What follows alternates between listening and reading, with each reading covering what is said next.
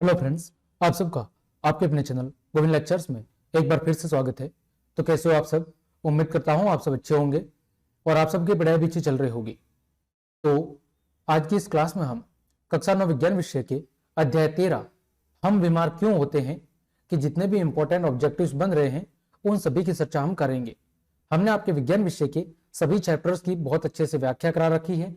पाठ के भीतर दिए गए प्रश्न, अभ्यास प्रश्न और साथ ही साथ अध्याय 1 से लेकर 11 तक जितने भी चैप्टर्स के इंपॉर्टेंट ऑब्जेक्टिव्स बन रहे हैं उनकी भी चर्चा हमने कर ली है। तो अगर आपने वो क्लासेस नहीं देखी है तो फिर चैनल की प्लेलिस्ट पर जाकर आप उन सभी क्लासेस को आराम से देख सकते हैं। इस क्लास में अध्याय 13 के जितने भी इंपॉर्टेंट ऑब्जेक्टिव्स बन रहे हैं, यानी जो बहुविकल्पीय प्रश्न हैं, अबसद वाले प्रश्न, उनकी चर्चा हम करेंगे। तो चलिए क्लास शुरू करते हैं। देखें, पहला प्रश्न आपके सामने दिया गया है कि संक्रमित पेयजल से फैलने वाला रोग कौन सा है। संक्रमित पेयजल का मतलब है कि जो एक व्यक्ति के द्वारा कोई भी जूठा छोड़ा गया पानी है, ठीक है, वो व्यक्ति किसी बीमारी से ग्रसित है और उस पानी को अगर आपने पी लिया तो वो रोग आपके अंदर भी फैल जाएगा। तो संक्रमित पेयजल से जो फैलने वाला रोग है वो है हेपेटाइटिस।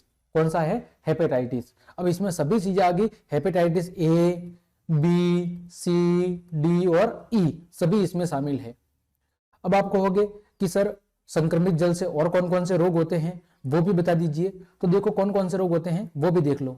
एक होता है दस्त, ठीक है, ये संक्रमित पेयजल यानी जो गंदा पानी है या किसी जीवाणु, कीटाणु, वायरस के द्वारा संक्रमित है उसके जरिए फैलता है दस्त, ठीक है।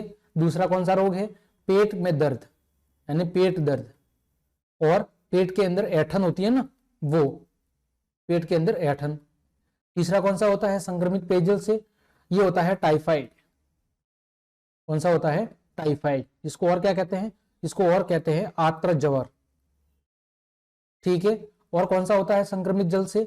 और होता है पेचिस, ठीक है, जिसमें उल्टी और दस्त हो जाती है वो सब।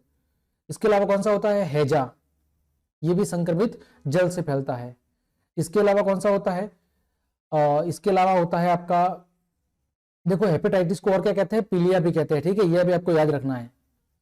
हेपेटाइटिस को क्या कहते हैं? पीलिया कहते हैं। इसके अलावा आपका गंदे जल से कौन सा रोग फैलता है? कृमि रोग, ठीक है। इसके अलावा आपका जो पोलियो है ये भी गंदे जल से फैलता है, संक्रमित जल से।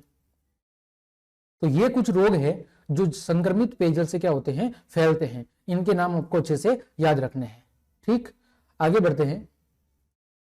एड्स का कारक कौन है? तो सबसे पहले तो एड्स की फुल फॉर्म आपको आनी चाहिए। क्या होती है? Acquired immunodeficiency syndrome. क्या होती है? Acquired immunodeficiency syndrome. ये एड्स की फुल फॉर्म है। क्या है? फुल फॉर्म है एक्वायर्ड इम्यूनो डिफिशियंसी सिंड्रोम। फिर एड्स का कारक यानी एड्स किसकी वजह से होता है? तो एचआईवी की वजह से। एचआईवी का फुल फॉर्म क्या है? Human immuno virus. क्या है? ह्यूमन इम्यूनो वायरस, ठीक है। ये है एचआईवी की फुल फॉर्म, यानी ये एक प्रकार के वायरस यानी विषाणु के जरिए फैलता है और उसका नाम क्या है? एचआईवी, ह्यूमन इम्यूनो वायरस, ठीक है। और एड्स की फुल फॉर्म आपको पता ही है, acquired immunodeficiency syndrome. AIDS दिवस कब मनाया जाता है? प्रति वर्ष 1 दिसंबर को क्या मनाया जाता है? एड्स दिवस मनाया जाता है। क्या मनाया जाता है? एड्स दिवस प्रति वर्ष 1 दिसंबर को मनाया जाता है, ठीक है। आगे बढ़ते हैं। प्रश्न संख्या 3। इंसुलिन की कमी से, इंसुलिन हार्मोन की कमी से शरीर में होने वाले रोग को क्या कहते हैं? तो इंसुलिन हार्मोन की कमी से शरीर के अंदर जो रोग होता है उसे हम कहते हैं मधुमेह, या अगर मधुमेह नाम नहीं दिया हुआ है तो हम कहते हैं डायबिटीज। क्या कहते हैं? डायबिटीज। इसमें होता क्या है कि जो हमारा ब्लड प्रेशर होता है वो या तो बहुत ज्यादा बढ़ जाता है या फिर क्या हो जाता है? कम हो जाता है, जिसकी वजह से शरीर क्या हो जाता है? बिल्कुल सुन्न सा हो जाता है और शरीर के जो हाथ पैर वगैरह है वो कार्य करना बंद कर देते हैं। तो इंसुलिन की कमी से कौन सा रोग होता है? मधुमेह या डायबिटीज रोग होता है। इंसुलिन का स्राव कहां से होता है? तो अग्नाशय ग्रंथि से। कहां से? अग्नाशय ग्रंथि से इंसुलिन हार्मोन का स्राव होता है, यह आपको ध्यान रखना है। इंसुलिन हार्मोन करता क्या है? तो ये हमारे शरीर के अंदर शर्करा की मात्रा को क्या करता है? शर्करा की मात्रा को नियंत्रित करने का काम करता है आपका इंसुलिन हार्मोन, ठीक है। आगे, ग्लाइकोजन हमारे आपके शरीर में किस अंग में संग्रहित होता है? तो जो ग्लाइकोजन होता है, जो कि ऊर्जा का एक रूप है, ये हमारे शरीर के अंदर यकृत और मांसपेशी दोनों के अंदर क्या होता है? ग्लाइकोजन आपका संग्रहित होता है। क्या होता है? ग्लाइकोजन आपके यकृत और मांसपेशी दोनों के अंदर संग्रहित होता है। किसी भी शरीर का स्वस्थ रहना निम्न में से किन बातों पर निर्भर करता है? पहला, असामान्य आनुवंशिक गुण पर, प्रदूषण रहित वातावरण पर, या असंक्रमित पोषण पर। तो तीनों ही चीजों पर निर्भर करता है किसी व्यक्ति का स्वस्थ रहना। कि पहली बात तो उसमें कोई आनुवंशिक गुण न हो, दूसरी वो प्रदूषण रहित वातावरण में रहता हो, और वो किसी भी प्रकार के संक्रमित पोषण का सेवन नहीं करता हो, यानी उसका भोजन कैसा हो? असंक्रमित हो। तो ये सभी चीजें जरूरी है किसी व्यक्ति के स्वस्थ रहने के लिए। किसी भी रोग के संक्रमण में कौन सी सीमा खाली जगह रेखा के पहले टूटने की संभावना रहती है? तो किसी भी रोग का जब संक्रमण होता है तो जो प्रथम सीमा रेखा होती है, जो हमारे शरीर की प्रतिरोधक क्षमता के रूप में काम करती है, वो टूटने की सबसे पहले संभावना होती है, जो एक सामान्य सुरक्षा प्रदान करने का काम करती है। ठीक है, आगे बढ़ते हैं। रक्त के हीमोग्लोबिन में किस गैस का संयोजन सबसे अधिक होता है? तो जो रक्त के हमारा हीमोग्लोबिन होता है, उसके अंदर सबसे अधिक जो गैस का संयोजन होता है वो होता है कार्बन मोनोऑक्साइड का। किसका होता है? कार्बन मोनोऑक्साइड का। एनीमिया नामक बीमारी किस पोषक तत्व की कमी से होती है? तो जो एनीमिया बीमारी है ये होती है आपकी आयरन की कमी से। किसकी कमी से? आयरन की कमी से होती है आपकी एनीमिया नामक बीमारी। इसके अलावा कुछ प्रमुख खनिजों की बात करें, जैसे बात करें आयोडीन की, तो आयोडीन की कमी से कौन सा रोग होता है? घेंगा रोग। ठीक है, या जिसे हम कहते हैं गलगंड रोग। ठीक है, और तांबा की वजह से क्या होता है? इसकी वजह से जो रोग होता है, एक तो हमें कम भूख लगती है, भूख का कम लगना, और एक शरीर का मंद विकास। ये किसकी वजह से होता है? कॉपर की कमी से।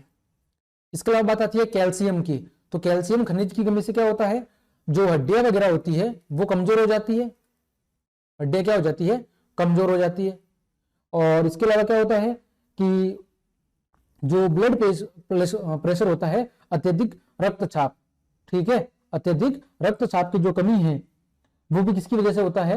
वो भी होता है आपके रक्तस्राव, या जो अधिकतर रक्तचाप यानी ब्लड प्रेशर के बढ़ने की समस्या होती है वो भी होती है कैल्शियम की कमी से। फिर बात करें फास्फोरस, तो जो फास्फोरस होता है आपका, फास्फोरस की कमी से क्या होता है कि आपके जो दांत और हड्डियां होती हैं वो खराब हो जाती है या कमजोर हो जाती है। फास्फोरस की कमी से दांत और हड्डियां कमजोर हो जाती है। ठीक है, फिर लोहा या आयरन की वजह से, लोहा या आयरन की कमी से क्या होता है? एनीमिया रोग होता है। सिंपल सी बात है, तो ये आपको कुछ ध्यान रखना है। आगे, निद्रा रोग उत्पन्न करता है। जो निद्रा रोग है वो किसके द्वारा उत्पन्न होता है? तो वो होता है आपके ट्रिप्नोसोमा के द्वारा। किसके द्वारा? जो निद्रा रोग है वो ट्रिप्नोसोमा के द्वारा क्या होता है? उत्पन्न होता है। और ये जो ट्रिप्नोसोमा है अनिद्रा रोग, और जो ट्रिप्नोसोमा है वो क्या है? वो एक प्रकार का प्रोटोजोआ है। क्या है? एक प्रकार का प्रोटोजोआ है, जिसकी वजह से निद्रा रोग उत्पन्न होता है। कौन सा रोग? निद्रा रोग उत्पन्न होता है, जिसे हम क्या कहते हैं? सोने की बीमारी कहते हैं। क्या कहते हैं? जिसे हम सोने की बीमारी कहते हैं, और ये प्रोटोजोआ के द्वारा फैलता है। अब बात आती है प्रोटोजोआ की द्वारा, तो कौन कौन से रोग फैलते हैं उसकी एक ट्रिक है। देखो, प्रोटोजोआ के जरिए कौन कौन से रोग फैलते हैं उसकी ट्रिक है। रिया, पे, काला सोना। देखो कौन से रोग है? पहला रोग है पायरिया। ठीक है, ये प्रोटोजोआ से फैलता है। फिर मलेरिया, फिर डायरिया, 3 रोग हो गए। फिर पे से है पेसिस। कौन सा रोग है? पेचिस। फिर काला, काला से जो रोग है वो है आपका काला ज्वर। ठीक है, इसके बाद सोना, तो सोना से है वही सोने की बीमारी। कौन सा रोग है? सोने की बीमारी। ये आपका फैलता है। ये सब जो रोग हैं वो प्रोटोजोआ के द्वारा फैलते हैं। और सोने की बीमारी को हम कहते हैं निद्रा रोग, जिसमें व्यक्ति को बहुत ज्यादा क्या आती है? नींद आती है। ठीक है, आगे बात करते हैं। अगला प्रश्न है, रतौंधी कैसा रोग है? तो आप सब जानते होंगे कि जो रतौंधी रोग है वो विटामिन ए की कमी से होता है। आप सबने बहुत बार पढ़ा होगा कि विटामिन ए की कमी से कौन सा रोग होता है, रतौंधी रोग होता है, जिसमें रात को कम दिखता है या नहीं दिखाई देता। तो इसका दूसरा नाम और क्या है, दूसरा नाम आपको याद रखना है, वो होता है जीरोफथेलेमिया। क्या होता है, जीरोफथेलेमिया। ये भी आपको नाम याद रखना है, ठीक है। कभी कभार ये भी पूछ सकता है। या और क्या कह सकते हैं, और कह सकते हैं मोतियाबिंद। ये बीमारी है मोतियाबिंद, जिसमें रात को दिखाई नहीं देता, ये भी इसी विटामिन ए की कमी से होता है। तो यहां पर मैं विटामिन की कमी से होने वाले जो प्रमुख रोग हैं उनको भी लिख लेता हूं। विटामिन ए की कमी से कौन सा रोग होता है, रतौंधी रोग होता है या जीरोफथेलेमिया, ठीक है। फिर विटामिन बी, आप सब जानते होंगे, विटामिन B1 की कमी से बेरी-बेरी रोग होता है। कौन सा रोग होता है, बेरी-बेरी। फिर बात आती है आपके विटामिन B12, ये काफी इंपॉर्टेंट है, जिसकी वजह से कौन सा रोग होता है, एनीमिया, जिसमें शरीर में खून की क्या हो जाती है, कमी हो जाती है। इसके अलावा विटामिन सी की कमी से स्कर्वी रोग होता है। फिर विटामिन डी की कमी से रिकेट्स रोग होता है। इसके बाद विटामिन ई, इससे क्या होता है, प्रजनन क्षमता में कमी होती है, यानी बांझपन, प्रजनन क्षमता में कमी, जिसे हम क्या कहते हैं, जिसे हम कहते हैं बांझपन, ठीक है। इसके बाद आता है विटामिन के, तो इसके क्या होता है, इससे रक्त का थक्का नहीं जमता, तो रक्त का थक्का ना जमना, यानी कोई भी जब आपको चोट वगैरह लग जाती है तो खून रुकता नहीं है, इसको बोलते हैं रक्त का थक्का नहीं जमता। तो ये कुछ प्रमुख विटामिन है और उनकी कमी से होने वाले रोग हैं, ये आपको अच्छे से याद रखने हैं, इनसे परीक्षा में बार बार प्रश्न पूछा जाता है। आगे, रंगों के प्रति अंधापन कैसा रोग है, तो रंगों के प्रति अंधापन का मतलब है जिसे हम रोग कहते हैं वर्णांधता। क्या कहते हैं, वर्णांधता। होता क्या है उसमें कि जो व्यक्ति होता है वो रंगों के अंदर अंतर नहीं कर पाता, रंगों के अंदर अंतर नहीं कर पाता, मतलब उसको जो सभी रंग हैं वो सभी रंग एक जैसे काले रंग के प्रतीत होते हैं, उसको सभी जो रंग है वो रंग एक जैसे रंग के प्रतीत होते हैं, वो अलग अलग रंगों की पहचान नहीं कर पाता, तो उसे कहते हैं वर्णांधता। तो और ये कौन सा रोग है, ये एक प्रकार का आनुवांशिक रोग है, मतलब यदि आपके माता पिता में है तो उसकी संतान के अंदर भी इस प्रकार की बीमारी या रोग देखने को मिल सकता है, ठीक है। आगे बढ़ते हैं। तो अब जैसे आप कहोगे कि सर और कौन कौन से आनुवांशिक रोग होंगे, उनको भी हम देख लेते हैं। देखो और कौन कौन से रोग हैं, और होता है एक थैलेसीमिया। ये कुछ नाम आपको केवल याद रखने हैं, इनमें से नाम में कभी कभार पूछ सकता है। एक होता है थैलेसीमिया, इसके अलावा होता है कैंसर। कैंसर भी आनुवांशिक रोग है, लेकिन कैंसर के अंदर बहुत सारे प्रकार होते हैं, तो सभी जो कैंसर के प्रकार है वो आनुवांशिक नहीं है, कुछ एक हैं, जैसे स्तन कैंसर, ठीक है। इसके अलावा जैसे गर्भाशय कैंसर, इसके अलावा आपका अंडाशय कैंसर, ये कुछ कैंसर के प्रकार है जो आनुवांशिक है, यानी माता से उसकी संतान के अंदर आ सकते हैं। इसके अलावा डायबिटीज, ये सबसे बड़ा काफी इंपॉर्टेंट है, ये आपको ध्यान रखना है। जो डायबिटीज है या जो मधुमेह रोग है, ठीक है, जो इंसुलिन हार्मोन की कमी से फैलता है, ये आनुवांशिक रोग है। यदि आपके माता पिता को डायबिटीज है तो उसकी संतान को भी होगा। इसके अलावा डिप्रेशन, ठीक है। इसके अलावा हृदय से संबंधित जो कुछ रोग हैं ये भी आनुवांशिक होते हैं। और इसके अलावा जैसे मिर्गी है ना, मिर्गी रोग, इसके अलावा भूलने की बीमारी, और इसके अलावा नेत्र रोग जो मैंने अभी बताया, और इसके अलावा ये जो आपका वर्णांधता रोग है, इसमें रंगों की पहचान नहीं हो पाती, ये कुछ रोग है जो आनुवांशिक है, यानी अगर आपके माता पिता के अंदर ये रोग मौजूद है तो हो सकता है कि आपके संतान के अंदर भी ये रोग पाए जाएंगे, ठीक है। आगे बढ़ते हैं। स्कर्वी, अभी मैंने बताया किस विटामिन की कमी से होता है, आप सब जानते हैं कि स्कर्वी रोग है ये विटामिन सी की कमी से होता है, ठीक है। और विटामिन सी का जो वैज्ञानिक नाम है वो क्या होता है, वो होता है एस्कॉर्बिक अम्ल। क्या होता है, एस्कॉर्बिक अम्ल। और विटामिन सी किसमें पाया जाता है, ये पाया जाता है खट्टे पदार्थों के अंदर, जिसमें नींबू, संतरा, इन चीजों के अंदर, आंवला, ऐसी चीजों के अंदर विटामिन सी पाया जाता है, ये आपको ध्यान रखना है। आगे बढ़ते हैं। पेलाग्रा किसकी कमी से उत्पन्न होने वाला रोग है, तो पेलाग्रा में क्या होता है कि त्वचा के अंदर पपड़ी बन जाती है, त्वचा फटने लगती है, और त्वचा के अंदर पपड़ी की पपड़ी क्या होती है, फटती है, अलग हो जाती है त्वचा, उसको बोलते हैं पेलाग्रा रोग। और ये रोग होता है आपके विटामिन बी की कमी से, कौन से? विटामिन B2 की कमी से होता है पेलाग्रा रोग, ठीक है, जिसमें आपके त्वचा की ऊपरी जो परत होती है वो फटने लगती है और उसके ऊपर से परत की परत हटने लगती है। आगे बढ़ते हैं। पेचिस या डिसेंट्री किसके संक्रमण से होता है? तो जो पेचिस या जो डिसेंट्री रोग होता है वो जीवाणु एवं प्रोटोजोआ के संक्रमण से होता है। किसके द्वारा? जीवाणु या प्रोटोजोआ के संक्रमण से होता है। अभी मैंने बताया था रिया पे काला सोना, तो साधारणतः ये प्रोटोजोआ के संक्रमण से फैलता है। अगला, इनमें से कौन सी संक्रामक बीमारी नहीं है? अब जो संक्रामक बीमारी होती है वे साधारणतः वे बीमारी होती है जो या तो विषाणु यानी वायरस के द्वारा, या फिर जीवाणु यानी बैक्टीरिया के द्वारा, या फिर आपके प्रोटोजोआ, ठीक है, इनके द्वारा फैलती है। होता क्या है कि संक्रामक बीमारी वो बीमारी होती है जो एक व्यक्ति से दूसरे व्यक्ति के अंदर जल, हवा, एक व्यक्ति के कपड़े या उनके साथ साथ रहने, उनके टच करने से आदि से एक दूसरे में क्या हो जाती है? फैल जाती है। वो बीमारी होती है संक्रामक बीमारी। तो इसमें से जो डायरिया है वो संक्रामक बीमारी है, हैजा भी संक्रामक बीमारी है, एड्स भी संक्रामक बीमारी है, लेकिन जो ये हीमोफीलिया है, हीमोफीलिया आपकी संक्रामक बीमारी नहीं होती है। अब आप कहोगे कि सर संक्रामक बीमारी के और कौन कौन से उदाहरण हैं? तो मैं और बता देता हूं, जैसे पीलिया,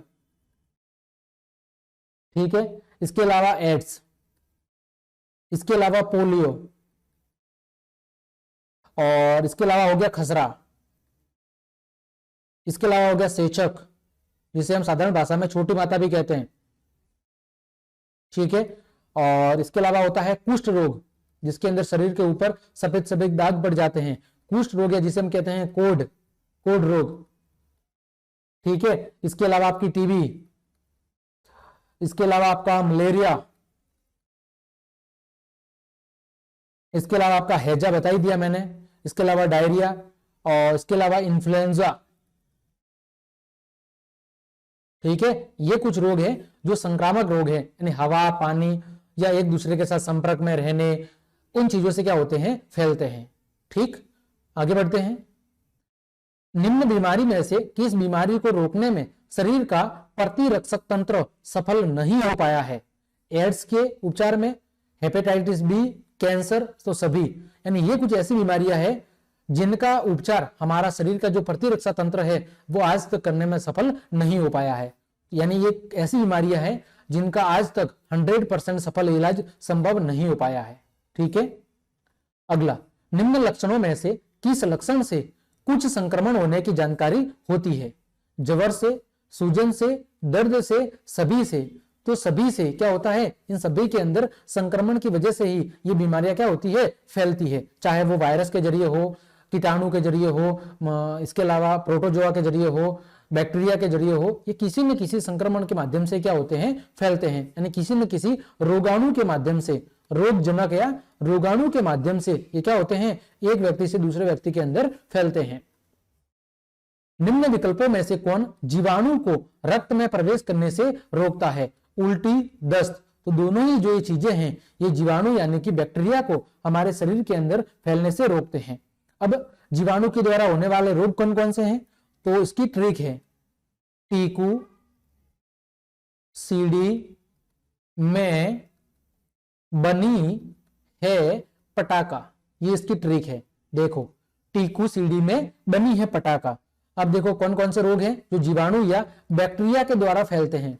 जीवाणु को इंग्लिश में क्या कहते हैं? बैक्टीरिया कहते हैं। तो देखो, टी का मतलब क्या है? टिटनेस, और कौन सा है? टीबी, ठीक है। कू का मतलब क्या है? कू का मतलब है कुष्ठ रोग या कोढ़, जिसको हम बोलते हैं। फिर है आपकी सी का मतलब क्या है? सिफिलिस। फिर आपका रोग है डी का मतलब है डिप्थीरिया,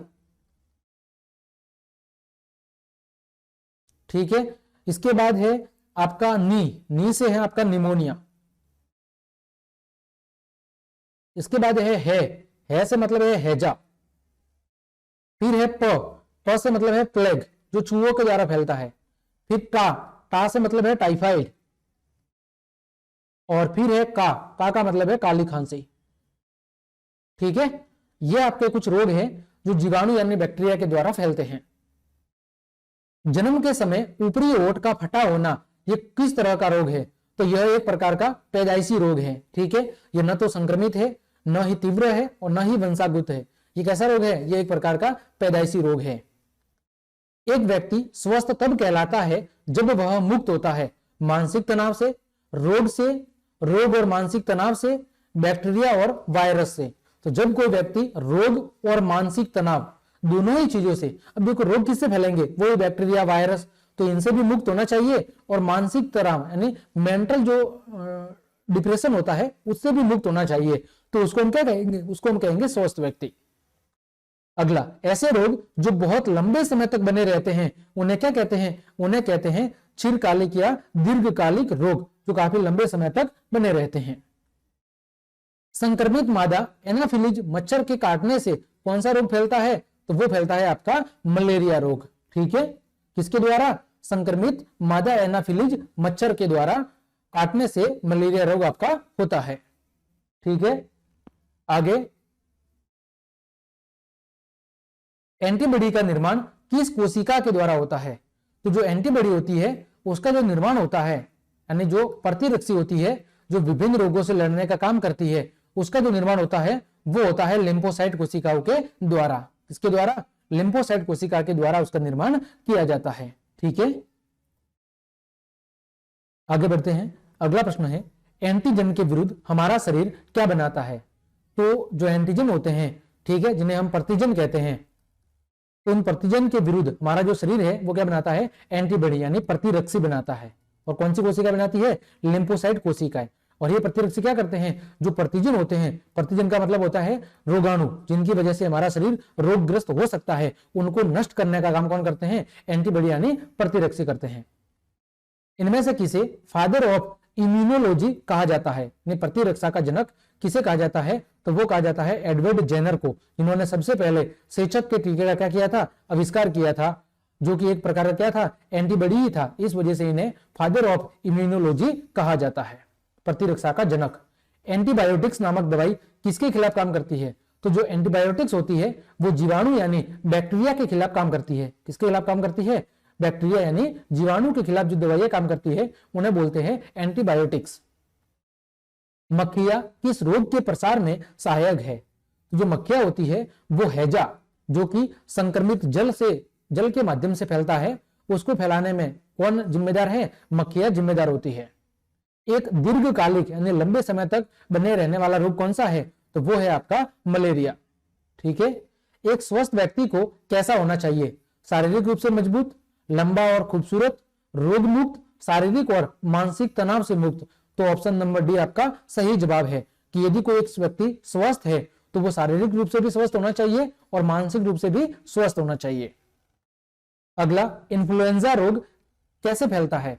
तो जो आपका इन्फ्लुएंजा रोग है वो प्रदूषित जल से फैलता है। ठीक है, जो गंदा जल होता है उसके सेवन से इन्फ्लुएंजा रोग फैलता है। ठीक, इनमें से कौन सही व्यक्तित्व है? मलेरिया क्यूलेक्स और फाइलेरिया एनाफिलीज मच्छर से फैलता है, बिल्कुल गलत। मलेरिया एनाफिलीज मच्छर से और फाइलेरिया क्यूलेक्स से फैलता है, तो यह कथन बिल्कुल सही है कि जो मलेरिया रोग है वो मादा एनाफिलीज मच्छर से और जो फाइलेरिया रोग होता है वो क्यूलेक्स नामक मच्छर से फैलता है।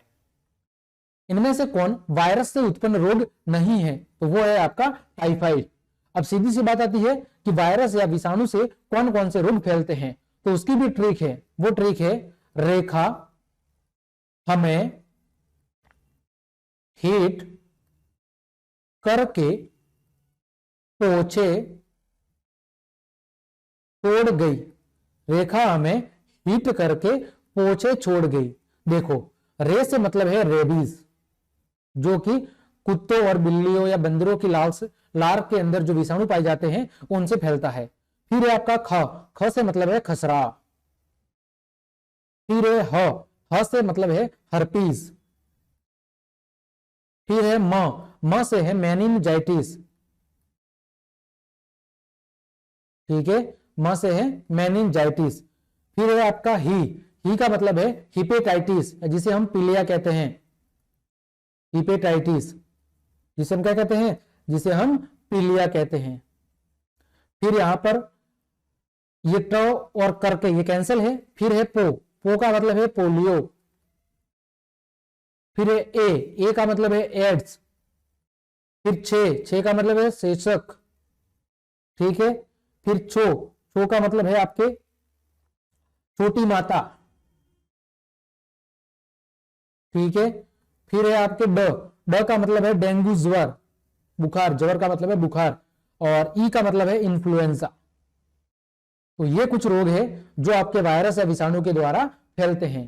तो ये ट्रिक आपको अच्छे से लिख लेनी है ताकि आपको ये सभी रोग अच्छे से याद हो जाएंगे। रेखा हमें हिट करके पहुंचे छोड़ गई।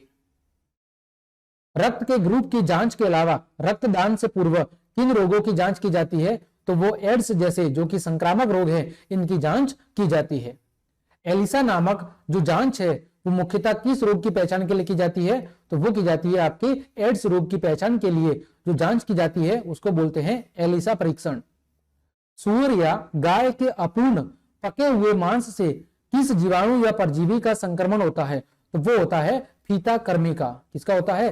फीता कर्मी का। टिटनस नामक रोग किस वाहक से संचारित होता है?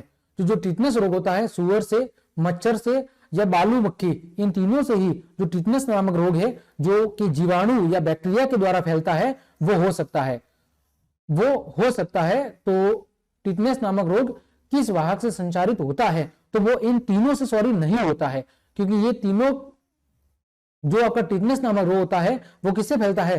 वो फैलता है जीवाणु से, ठीक है। तो इस वजह से जो टिटनस रोग है वो जीवाणु या बैक्टीरिया के संक्रमण से फैलता है। तो इन तीनों से वो नहीं हो सकता, यानी इनमें से किसी से नहीं।